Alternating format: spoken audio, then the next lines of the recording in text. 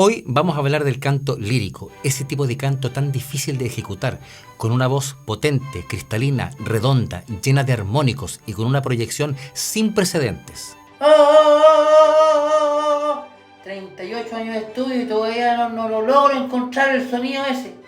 A través de este video te voy a explicar cómo los cantantes líricos logran ese sonido tan redondo, tan potente y tan característico. Y nos vamos a basar, por supuesto, en el análisis de la voz de Luciano Pavarotti. Vamos a analizar su voz paso a paso y también vamos a escuchar a profesores de canto lírico enseñando a sus alumnos a impostar la voz.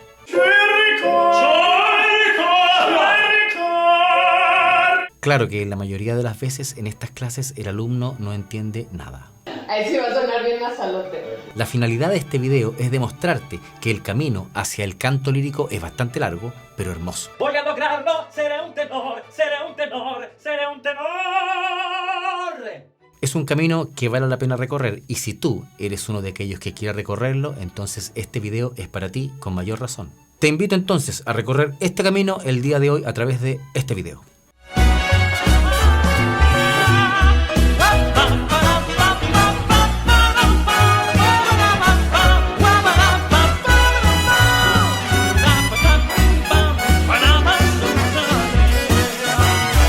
I get you up there where the air is so rarefied. We'll just fly. Vamos a hablar entonces de la historia del canto lírico. Canto lírico es un conjunto de técnicas vocales que permiten al cantante interpretar piezas de la música docta. Lírico viene del instrumento lira, que es un instrumento primitivo que se utilizaba para acompañar a los cantantes en los concursos de canto de la antigua Grecia. El arte del canto nació con el hombre mismo. Cuando el hombre comenzó a emitir sonidos, ya estaba cantando. Hay incluso quienes afirman que el canto ya existía antes que el lenguaje hablado, y era una forma que tenía el hombre primitivo de comunicarse. Se ha investigado que el canto era una forma de comunicarse a través de grandes distancias. Y además se dice que el canto precedió al lenguaje hablado debido a que transmite contenidos emocionales en vez de contenidos textuales. En la antigüedad mediterránea, el arte del canto tuvo influencia en la retórica, en Grecia. Los discursos debían ser rendidos en un determinado tono. Para la tragedia y para la comedia griegas se necesitaban cantantes formados, que junto con el drama ofrecían secciones cantadas. Con el nacimiento de la ópera en el año 1600 en Florencia, el canto lírico adquirió muchísima importancia. Las óperas u operetas se presentaban en las cortes, y ahí comenzaron a nacer grandes expositores de la ópera y la opereta, como Henry Purcell, Claudio Monteverdi y Wolfgang Amadeus Mozart. La ópera fue llevada a los teatros a mediados del siglo XVII, y desde entonces se compusieron muchísimas óperas, basadas en obras de William Shakespeare, además de otros autores de la época. Pero la época de oro de la ópera y el canto lírico llegarían en el año 1800. Fue desde ese año que el canto lírico se convirtió en un arte de culto.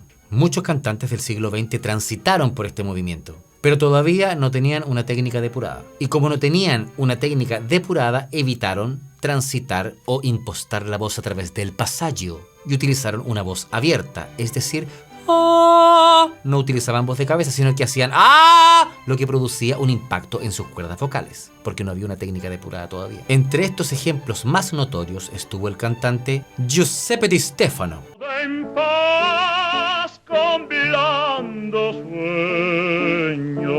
quien tuvo una intensa pero corta carrera debido a lo que estoy explicando ahora, es decir, el uso indiscriminado de la voz abierta y no la voz cerrada, lo que le implicó un desgaste vocal, y con ese desgaste vocal, adiós voz y no se pudo cantar.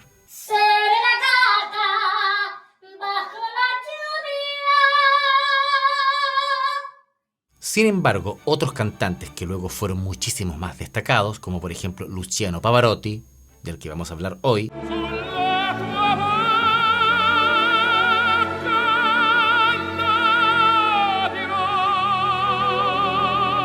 lograron una técnica muchísimo más depurada.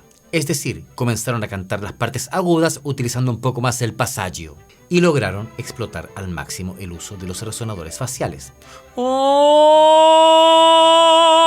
Resonador facial. Y lograron así un sonido muchísimo más claro y potente.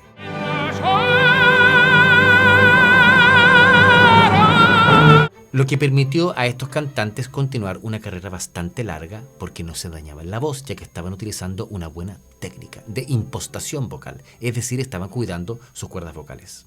Y como vamos a hablar de Luciano Pavarotti, primero debemos saber qué es un tenor. Un tenor es un cantante cuya tesitura está ubicada entre el contratenor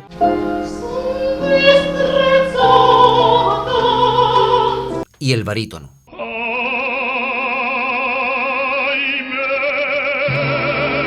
Su extensión o amplitud vocal puede ir en índice acústico internacional desde el Do3 hasta el La4. Ya hasta el Do5, o más bien el Do conocido como el Do de pecho, que también pudimos escucharlo a Juan Gabriel.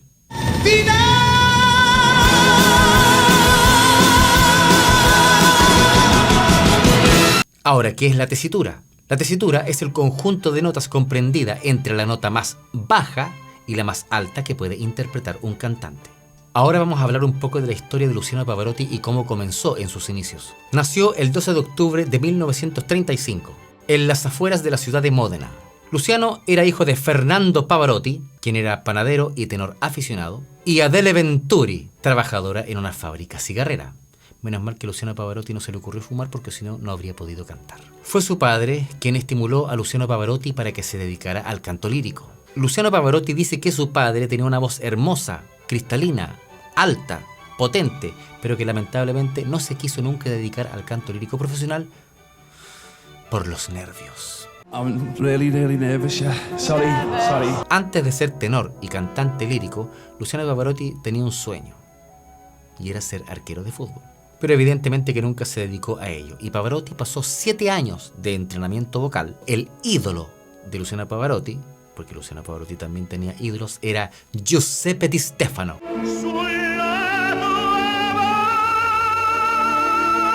Luciano Pavarotti comenzó sus estudios de música en 1954, a la edad de 19 años, estudiando bajo la tutela de Arrigo Pola, que era un respetado profesor y tenor de la ciudad de Módena, que se ofreció a enseñarle sin remuneración. Según el profesor Richard Bonich, Luciano Pavarotti nunca aprendió a leer música. Durante sus primeros años de estudio musical, Luciano Pavarotti tuvo que trabajar en varias partes, como por ejemplo fue maestro de escuela primaria y también vendedor de seguros. Los primeros 6 años de estudio solamente le dieron algunos pocos recitales que pudo ofrecer, todos en ciudades muy pequeñas y por supuesto sin ganar ni un solo peso, centavo, euro o moneda equitativa.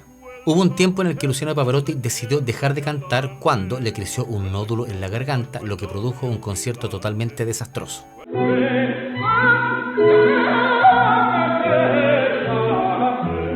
Luego Pavarotti se sanó de este nódulo y él atribuía esta sanación a que ya no tenía la presión psicológica de tener que cantar. Una vez que su nódulo desapareció, no solamente desapareció el nódulo, sino que su voz mejoró muchísimo más. Ahora vamos a hablar de la técnica de Luciano Pavarotti, de cómo imposta la voz, cómo logra ese sonido tan potente, cristalino, puro y con proyección. Para poder comprender el canto lírico también hay que someterse a clases y vamos a hacer un pequeño análisis de las clases que están haciendo estos maestros. Podemos ver que los profesores de canto te explican cómo funcionan las cuerdas vocales, cómo el aire pasa a través de ellas, cómo actúan las cajas de resonancia para crear la voz. Te explican la importancia del aire, te explican la importancia de la caja torácica, te explican de la importancia de la vibración correcta de las cuerdas vocales, de que vibren en toda su extensión. Pero ¿quién me explica definitivamente cómo lograr ese sonido? Hasta donde he logrado averiguar en este video, no hay un solo video en internet que te explique cómo se hace la impostación lírica, cómo lograr este sonido. Nadie te lo explica. Ahora, yo, sin ser profesor de canto lírico y que quede eso aquí sellado, no soy profesor de canto lírico y sin serlo voy a intentar explicar cómo lograr este sonido.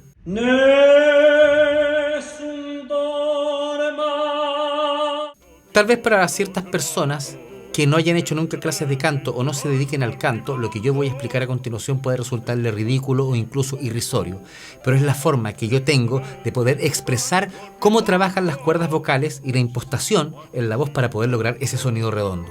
Aquí no vamos a hablar ni del bostezo, ni de masticar, porque yo puedo estar masticando, y mi voz va a seguir sonando no siendo redonda. O puedo hacer un bostezo y puede estar mal hecho el bostezo igual y puede estar sonando mal.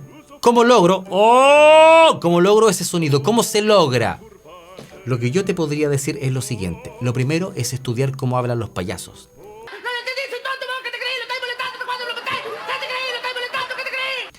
¡Hola, amigos! ¡Hola! Podemos estudiar también cómo las personas de la feria tienen esa voz tan potente y tan cristalina. Lo importante es saber reconocer de dónde viene el sonido. ¡Oh, de acá arriba no! Es acá abajo. Entonces, lo que yo explico en mis clases para poder redondear la voz es que debemos imaginar que nosotros somos unos tragasables. Y debemos hacer... pasar el sable por aquí. Hacer un túnel. Incluso te da un poco de arcada. Practícalo en tu casa.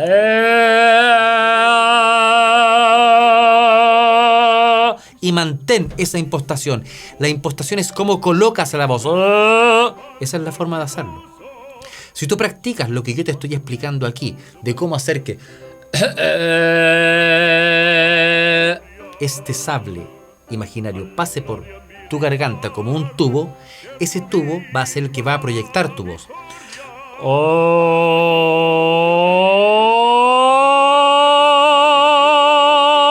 Y tu voz va a estar redonda, potente, llena de armónicos, con las cuerdas vocales vibrando en toda su extensión, pero sin rasparse, sin tocarse, lo que produce un sonido redondo y cristalino. La práctica va a hacer que suenes cada día mejor. Ahora, dejo constancia que esto no es una clase de canto lírico.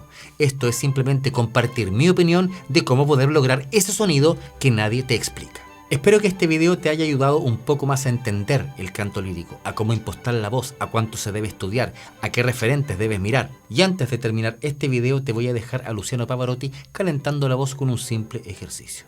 Realmente vas a quedar impactado.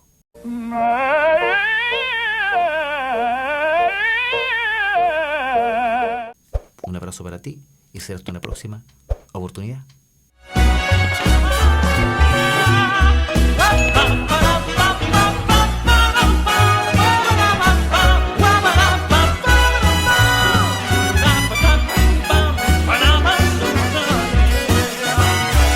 I get you